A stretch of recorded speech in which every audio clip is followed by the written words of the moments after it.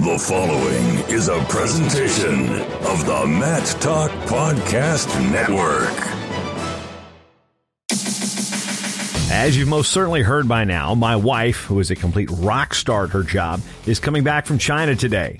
In fact, she'll probably be walking in on the recording at the end of this particular episode. So another week, I've survived the challenges and championships of being a parent.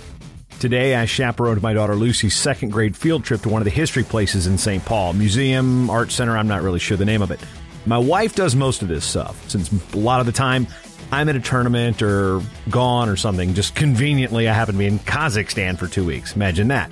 Today was great to see my daughter interact with her friends. She's been through a lot already, but it's just one of those days where my own survival instincts and being overwhelmed by the sheer volume of fruit snacks and chattering of 7-year-olds were in a cohesive balance. I'm Jason Bryant, and this is your mostly daily look at the news of scores and more in wrestling news from around the world. In dual meets, it was a limited night of action again, with ranked Division I teams in action as we kick things off as number 5 Nebraska got into a groove early, hosting a trio of non-Division I opponents in Lincoln. The Huskers only wrestled twice, beating a pair of Division II squads, Nebraska Kearney 47-0 and Chadron State 37-3. Other outcomes saw Nebraska Kearney blank NAIA Hastings 54-0 and Chadron State beating Hastings 45-3. Out in New York, number 7 Wisconsin beat host Buffalo 33-3 at Mayhem on the Main Stage. Another presentation of collegiate wrestling in a theater setting. Depending on what rankings you look at, there weren't many ranked matchups here, as Seth Gross did beat Derek Span 7-2. And for the Badgers, that was two-time All-American, Evan Wick. He's good. He beat Troy Keller at 165. Loris, the top-ranked team in Division III, opened up its dual meet season with a 51-6 win over American Rivers Conference rival Buena Vista on Thursday. All 9 wins from the Dewhawks from bonus victories, including 6 falls. In keeping at D3, Wisconsin Whitewater topped Wisconsin Oshkosh 26-18. Mike and Devin Tortorisi were impressive for the Warhawks as Mike picked up a tech fall at 125 and Devin a major decision at 149. In the NAIA, the coaching debut of Steve Comack was a successful one as number 16 Providence, the one in Montana, knocked off rival number 17 Montana State Northern, clearly the one in Montana, 25-22. Warner Pacific picked up a fall from heavyweight Cortez Rodello in 9 seconds to lift the Knights. Oh boy, man, spoiling the first duel in school history for the host Corbin University. That's in Oregon. Benedictine, the one in Kansas, and Waldorf wrestled to a 5-5 split, but 2 forfeits were the difference as Benedictine, they're the Ravens, say it with me, Nevermore, beat Waldorf 21-18. Now a run of mixed divisional results, first in Ohio, where former Intermat results maven Dan Rancic continues to be boiling mad. That is unrelated to Division II Ashland beating NAIA Lords 29-12. 2018 Division II champion Brett Romanzik, he's a Virginia guy, picked up a 6-0 win at 174. In the Upper Midwest, Division II Northern State spanked Division III St. John's, the one in Minnesota, 42-3. St. John's Jacob Scherber won the bout's first match at 174, but the next 9 went the way of the Wolves. In keeping with the D2 over D3 thing, Mary defeated Concordia of Moorhead 28-6. The Marauders, yes, the Marauders, a name they share in wrestling with Millersville, put nearly 1,000 people in the stands on a Wednesday night. Actually, no, it's a Thursday night, rather. Matter of fact, as I read this, the clock just ticked over to Friday. What freaking day is it? Yeah, a Thursday night where it was 19 degrees at match time. It's Bismarck, North Dakota. That's going to be warm come January. Division III Central College shut out NAIA William Penn 52-0 in a matchup between a pair of Iowa schools. Daniel Radcliffe, no, not that Daniel Radcliffe, started a parade of pins from 141 to 165 as the Dutch. Yeah, Central Dutch. The Central Dutch, it's one of those Dutch schools. Yeah, family almost went there. NJCAA Jamestown, the one in New York, beat Division III Pitt Bradford, but we have to let them know that their score was a little bit wrong. You do not receive points for a double forfeit. It's 0-0, not 6-6. I learned that in high school. I remember that moment well. It was like the second duel I ever announced. And the referee in that duel was a guy named Jim Hedrick. He goes, you got to step on the mat to score points. So 0-0, not 6-6 on double forfeits.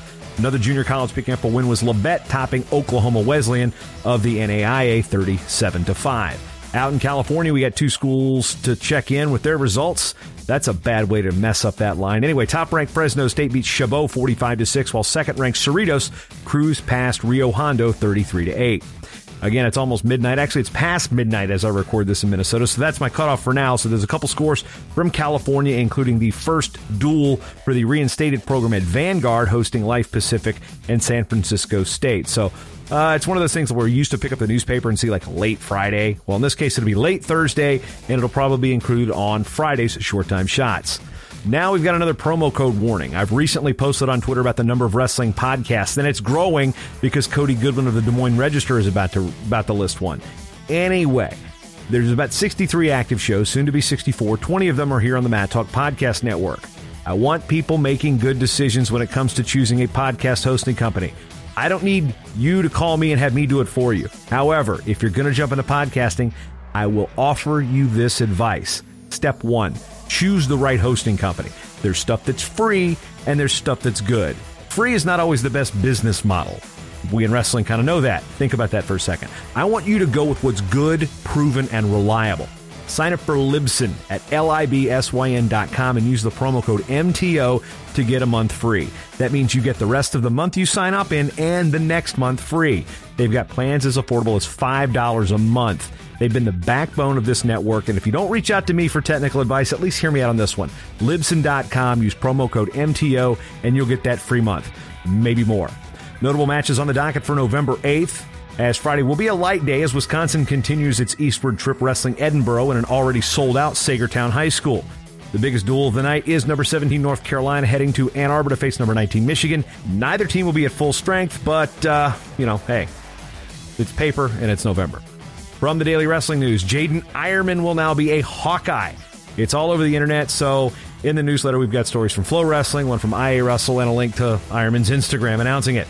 IA Wrestle is going to get a lot of plugs here because their Potentially Dangerous podcast returned with a lot of happenings from Iowa Wrestling, major college teams, and opens this weekend, and some happenings, of course. They also reported another Hawkeye commitment as Caleb Rathjen committed to Iowa on Thursday. In a bizarre story, the Associated Press reported, and this showed up in the New York Times of all places, the strange case of Alexis Villa, 1993 freestyle world champion and 1996 Olympic bronze medalist, in his role in a plot to kill a South Florida interior designer. Yikes. After his Olympic runs, Villa fought in various MMA promotions, and you may also remember in 2004 when he ran his car into the airport terminal at Fort Lauderdale Airport. Yeah, this guy's had a weird, strange life. Yeah, not good things coming out of that. West Virginia's Matthew Schmidt announced he'll be taking a year off with Olympic red shirt to train in Greco-Roman. Lehigh announced its December 6th duel with Penn State at Stabler Arena is now sold out.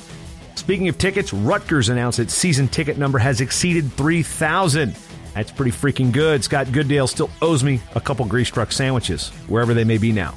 The Predicament out of Iowa continues its Senior Spotlight Series. On Thursday, Central Lions' Jarrett Meyer gets the look. Transition Wrestling gives us a look at the weekend's action in women's college wrestling coming up. That is going to be a great resource moving forward when it comes to women's college wrestling. The Open Mat's Earl Smith, that's at Earl of Tom. By the way, congratulations on your Montreal Expos. Washington Nationals World Series. Earl, that ain't Earl, gives us a tour of the Citadel. And the most recent Tom Campus visit features Earl was down there last week covering the battle at the Citadel. The Tulsa World Herald, no, that's just the Tulsa World. Too many World Heralds. Anyway, the Tulsa World features former Oklahoma State Cowboy Kyle Crutchmer as he makes his MMA debut with Bellator on Friday. Not his MMA debut, but his Bellator debut. Maybe it is his MMA debut. I don't know. I don't keep up on it as much. But anyway, that was a good story. I'm not hip on all things MMA these days. I watch a few fights, but he's fighting Friday in Thackerville, Oklahoma at a casino. I have no idea where Thackerville is. And while I told you I wouldn't put links up behind paywalls, I'm going to make a slight exception here. If you have a subscription to The Athletic, which is, if you don't know by now, it's a subscription-based, ad-free sports site that a lot of the good writers from newspapers have gone over to because that's kind of where it's going. Feature writing, it's really good stuff. There's all sorts of features, Q&As. As a general sports fan, I'm really enjoying it. Today, Philadelphia Phillies catcher JT Realmuto's wrestling background is prominently featured. Realmuto is the nephew of the famous Smith brothers from Oklahoma. Yeah, those Smith brothers. St. Olaf alum Alex Morph pens a heartfelt and direct letter to the administration at the school in the Manitou Messenger, the school's student newspaper. He starts off quoting John Irving. Even poor leaders like David Anderson might know who he is. On the network, Rob Waltko and Tristan Warner entertain you with a PA-centered recap of the weekend's action on the PA Power College Wrestling Podcast. Actually, the official name of that show is the PA Power Wrestling College Podcast. They're joined by Clarion's Brock Zackrell. If you're not familiar with that show, all three of the show's hosts, which include Mason Beckman as well, wrestled Division I and grew up in Pennsylvania. It's actually one of my favorite shows on the network. You can get all those stories to read and more on Matt Talk Online's daily wrestling newsletter. Sign up for free at matttalkonline.com/news and get the day's top stories from around the world delivered to your inbox every single morning for free. The Matt Talk Online daily wrestling newsletter is sponsored by Resolite. Short time shots? We got nothing. You want to contribute? You got a product or something you want to talk about or get some added exposure for? Give me a shout, or if you just simply like to support the show and all the on-demand audio offerings, free newsletters, historical research, and you want to get some of that cool compound gear, you can support this program by making a small monthly contribution or a one-time donation at matttalkonline.com/join the team. Now that I've survived the Minnesota History Museum, which had a really cool feature on First Avenue, the concert venue made famous by Purple Rain, even though I'm not a Prince fan, but I do love me some Morris Day and the Time, because you've always got time for a short time. Oh-wee, oh-wee, oh.